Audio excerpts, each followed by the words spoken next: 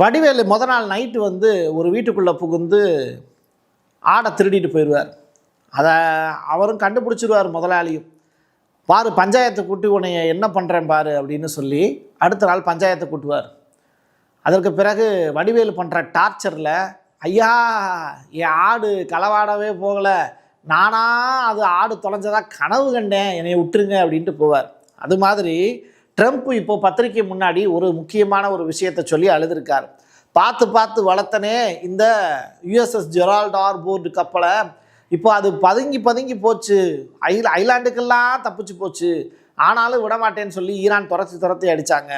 ஐயா ஒரு தடவை இல்லையா 2 தடவை இல்லையா 17 வெவ்வேறு கோணங்களில் இருந்து அதை கப்பலை தாக்கினா அது என்னையா ஆகும் அப்படின்னு சொல்லி புலம்பி தீர்த்திருக்காரு.